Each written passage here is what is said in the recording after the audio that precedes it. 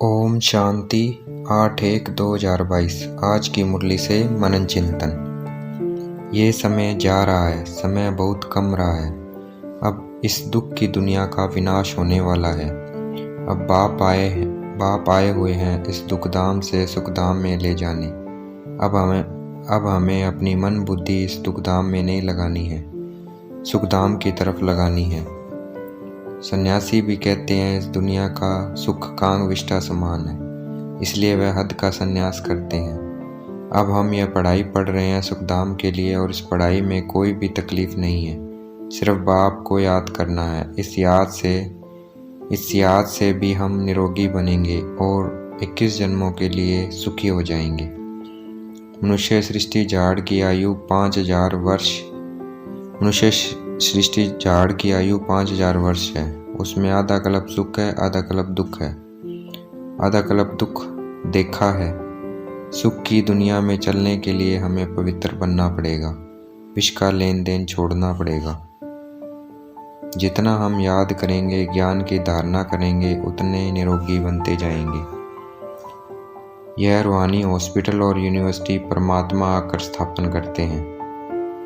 Hospital तो दुनिया में बहुत है, लेकिन ऐसे इकट्ठे रूहानी हॉस्पिटल और यूनिवर्सिटी दुनिया में कहीं नहीं है।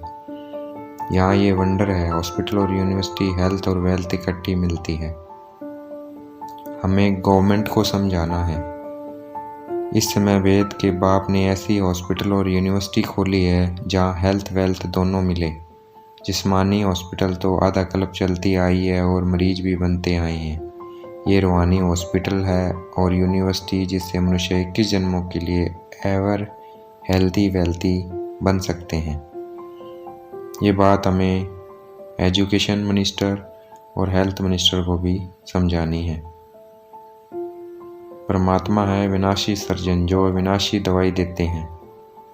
ज्ञान इंजेक्शन लगाते हैं, इसलिए गाया जाता है ज्ञान अंजन सतगुरु दिया। जिस्मानी हॉस्पिटल और यूनिवर्सिटी में लाखों रुपए खर्चा लग जाता है। यहाँ खर्चे की कोई बात नहीं है, सिर्फ 3 पैर पृथ्वी चाहिए, ताकि जो कोई भी आए उनको समझाया जा सके। बाप को याद करने से एवर हेल्थी बनते हैं और चक्कर को याद करने से चक्रवर्ती राजा बनते हैं। रूहानी यूनिवर्सिटी खोलनी भी है और संभालनी भी है। जो करेगा सो पाएगा। बाबा हमें बैकुंठ की बादशाही देने आए हैं, हीरे जवाहरातों के महल देने आए हैं। भारत में ही लक्ष्मी नारायण का राज्य था, जिनके पास हीरे जवाहरों के महल थे, उनको बाप ने वर्षा दिया था। जैसे मनुष्य स्कूल हॉस्पिटल खोलते हैं तो उसका उद्घाटन करते हैं, वैसे बाप स्वर्ग का उद्घाटन करते हैं। अब हमें श्रीमत पर स्वर्ग के लायक बनना है। हम कल्प बनते हैं, ये हमारे लिए नई बात नहीं है। बाप गरीब निवाज है, गरीबों को ही स्वर्ग की बादशाही देने आए हैं। साहूकार तो अपने को स्वर्ग में समझते हैं, नींद में सोए पड़े हैं। शिव परमात्मा के लिए कह देते हैं ठिक्कर भीतर में है। परमात्मा का अपना घर है, वह परम धाम का वासी है। उसका अपना घर है जैसे हमारा घर है, फिर वह ठिक्कर भीतर में क्यों रहेगा। बाप कहते हैं अभी क़यामत का समय है, सब जल मरेंगे, इसलिए बाप अंडा बनकर आए हैं वापस ले जाने, अर्थात रास्ता बताते हैं वापस घर जाने का। और हम हैं पांडव सेना, हमें भी दूसरों को रास्ता बताना है। जिस्मानी तीर्थ यात्रा पर चलना फिरना पड़ता है, रूहानी यात्रा पर तीर्थ पर चलना फिरना नहीं पड़ता है। सिर्फ मन बुद्धि से बाप को याद करना है। रात को भी जाग कर बाप को याद करना है, नींद को जीतने वाला बनना है। अभी हम रूहानी तीर्थ यात्रा पर हैं, इसलिए हमको पवित्र रहना है। हम मुख्य वंशावली ब्राह्मण हैं और पवित्र रहते हैं, दूसरे को पवित्र बनाते हैं। कुख वंशावली ब्राह्मण खुद पवित्र नहीं रहते, इसलिए वह दूसरों को भी पवित्र नहीं बना सकते।